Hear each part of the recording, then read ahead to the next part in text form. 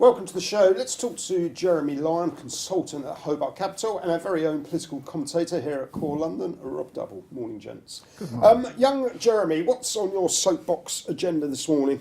Well, I'm making finding you a happy or complete sad? anomaly between the confidence in the markets, which are all hitting new highs, and the political reality, which is really hitting bottoms. Yep. And the market is taking no appreciation of governments having any control over the situation. What really worries me is Mr. Trump going to be able to get his tax reliefs off? Looks as if it's going to be very difficult for him.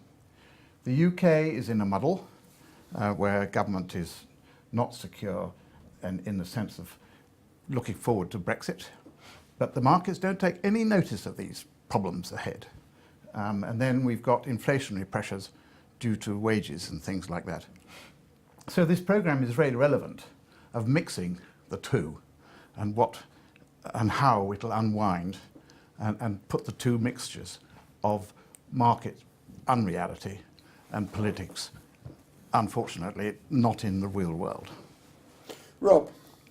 Well, I'm very interested in this public pay cap and what's going to happen to it and the political fallout from it in the next few weeks, really, because the government has indicated, it's been widely reported now, that they are going to get rid of the public sector pay cap of 1% for police and prison officers. And this is partly because they're having a problem with recruitment, particularly in prison workers. But now the teachers and the nurses are kicking off and threatening possible strike action because they see it as, if prison workers and etc. are getting more than 1% wages, the pay cap's ending for them, why can't it end for us as well as public sector workers? And so it's going to be very, very interesting to see where this goes. I mean, obviously, a rise in wages for the public sector is going to be higher cost for the government to find. And so it's going to be very interesting to see what the fallout is from this, particularly with the Labour Party very, very, very much in bed with the unions, with Corbyn and McDonnell as the two sort of top people.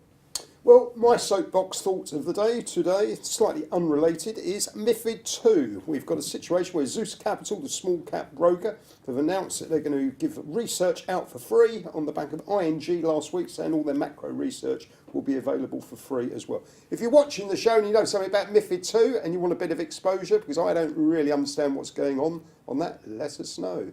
Gents, we'll see you same time next week. Thank you.